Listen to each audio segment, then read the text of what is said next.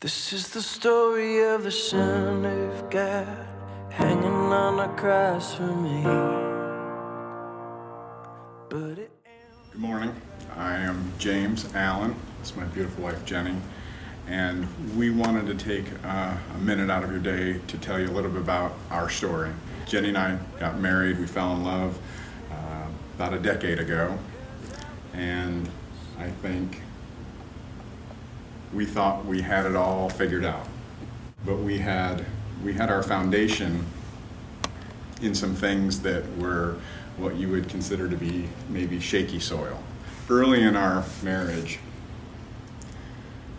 I had an addiction to tobacco, and as silly as that may sound, I made a promise to Jenny when we were dating that I would quit, and I did, and then started again, and then I quit, and then I lied about it, and then I got caught, and then I would quit, and then I would lie about it, and I would get caught, and trust began to wither away. And it didn't take long before a very big struggle. I was diagnosed with cancer in 2007. When James went through his trial with cancer, I was already at a place that he was a disappointment to me. I was not encouraging. I was not there for him because I was hurt. I didn't have any grace. I didn't have any compassion for what he was going through. I did some horrible things during that period of time that really hurt Jenny and ultimately caused us to separate, and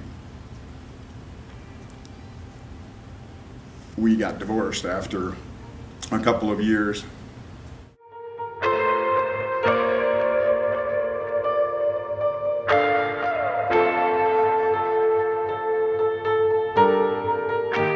I found myself unemployed. I found myself not living in our home. I found myself in a place, and somebody had given me a book, and I was at a point in my life where I was sitting on the beach, I was reading this book, and I was considering suicide. I was considering taking my life because I didn't see a point for me. I didn't see a reason for me. Felt like a failure. In that moment, I cried out to a God that I didn't know. I cried out to a God I wasn't sure existed, and if he did exist, I wasn't sure if he really loved me, if he really needed me, if he really wanted me.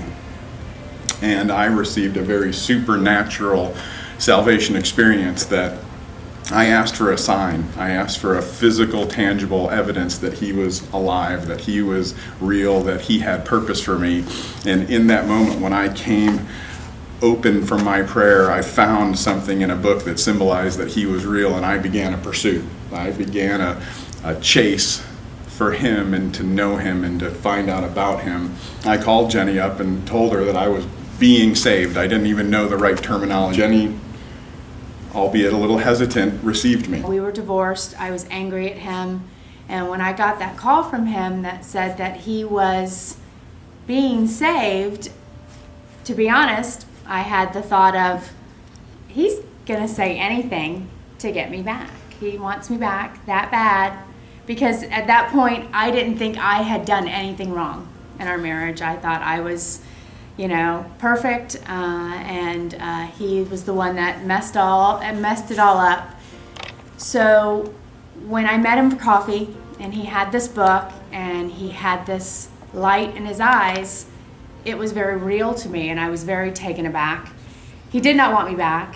He was happy right where he was. We took a ride to Celebration Church up in Jacksonville in a car together without even speaking to one another. And we had an opportunity to go to church and be with the church and be part of the church, seeking his kingdom first. And I think by putting him first in our lives, and as I began to put him first, as I began to love him more than I loved myself, as I began to love him more than I even loved Jenny, he transformed me. He transformed my heart, so that I didn't have to try and earn Jenni back. I didn't have to try and do things, because it was what he did for me. It was a big moment for me when I realized that our marriage was not for my happiness. That was something, because of my selfish nature, I always thought he was here to make me happy. And that when he didn't make me happy, then the whole world was falling apart and it was all his fault. It was at that moment that I realized that our marriage is not to solely make us happy. That's a great benefit at times, but it's really for God's glory and to do the work that he's purposed for us to do, that as two we can do better than as one. And so from that moment on, we started rebuilding the trust, we started rebuilding our relationship, and we were remarried by the end of the same year that we were divorced. The most important thing that I have to remember daily is that our marriage is not for my happiness, not for his happiness, but for God's glory. And when we put God first, that allows God to work through us to give him the glory. I know there's